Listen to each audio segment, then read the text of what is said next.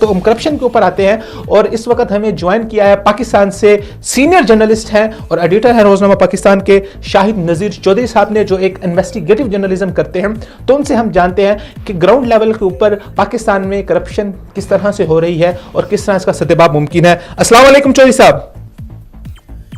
وعلیکم السلام جی، ویسے کیا حال ہیں؟ الحمدللہ بہت نوازش جناب چودھری صاحب، آپ نے اپنا خصوصی وقت عنایت فرمایا. آپ جیسے کہ ہمارا موضوع کرپشن کے حوالے سے چل رہا ہے، تو آپ نے گراؤنڈ ریئلٹی کے اوپر آپ نے بہت زیادہ انویسٹیگیٹو جرنلزم کی ہے، تو آپ کیا دیکھتے ہیں کہ پاکستان کے اندر کس طرح سے کرپشن کا یہ جو ناسور ہے یہ پروان چڑھ رہا ہے؟ آپ دیکھیے جی کہ پاکستان میں جو کرپشن ہے اسی نے اس معاشرے کی ساری جتنی بھی ہیں اقدار کو کھوکھلا کر دیا ہے. اور اب صورتحال یہ ہے کہ ایک جماعت جو ہے پی ٹی آئی،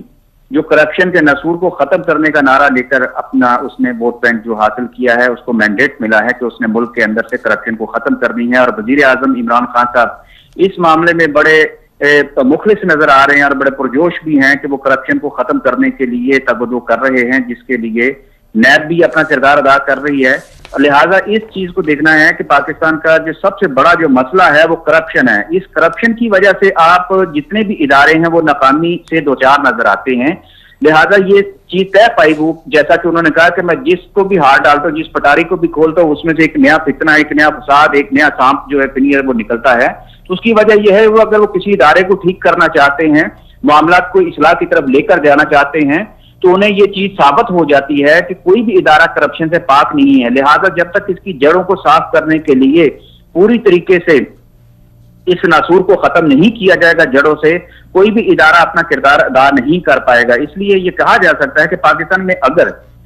اگر پانی کا مسئلہ ہے تو اس کے پیچھے بھی کرپشن نظر آتی ہے. پاکستان کے اندر اداروں کی ناکامی ہے تو اس کے پیچھے بھی کرپشن نظر آتی ہے. لہٰذا جب تک کرپشن کا ناسور ختم نہ کیا جائے گا، اس کی رگوں میں سے،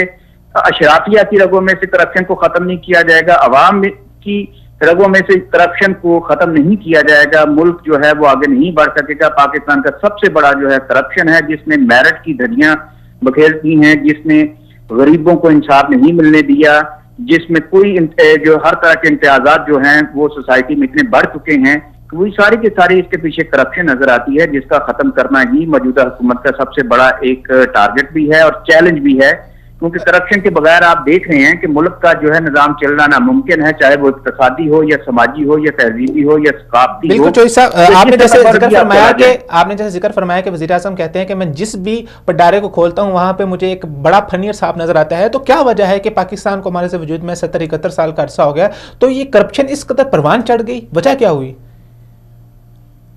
دیکھیے کرپشن کا یہ جو فتنہ ہے پاکستان میں، کرپشن ایک پوری انڈسٹری بن چکی ہے. جو میرے خیال میں کرپشن ایک احساس کا نام نہیں ہے، صرف کرپشن اب ایک انڈسٹری بن چکی ہے جو پاکستان کے اندر، کیونکہ پولیٹیکل سسٹم اتنا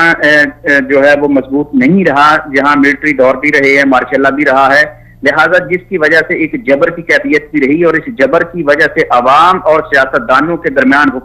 جو حکمران طبقہ ہے اور عوام کے درمیان ایک بہت بڑی خلیج جو ہے وہ حائل رہی ہے، جس کی وجہ سے عوام کو نہ اپنے حقوق کا پتہ چلا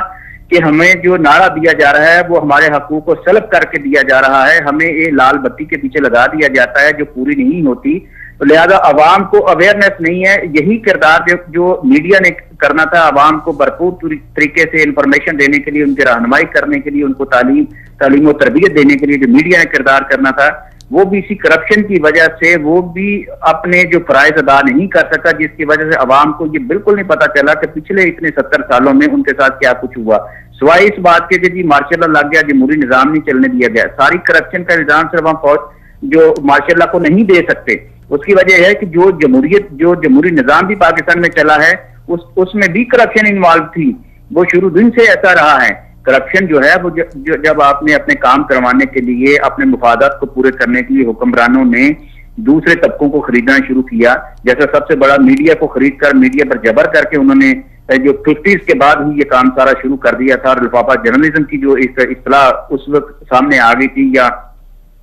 سیکرٹ فنڈز کے نام پر جو آدمی کو خریدا جاتا تھا، تو بنیادی وجہ یہ تھی کہ آپ نے لوگوں کو حقائق نہیں بتانے، نہ لوگوں کی تربیت کرنی ہے، نہ عوام کی تربیت کرنی ہے کہ یہ پتہ ہی نہ چلے کہ حکمران طبقہ کیا کر رہا ہے. اچھا، میڈیا کے اوپر آنا چاہوں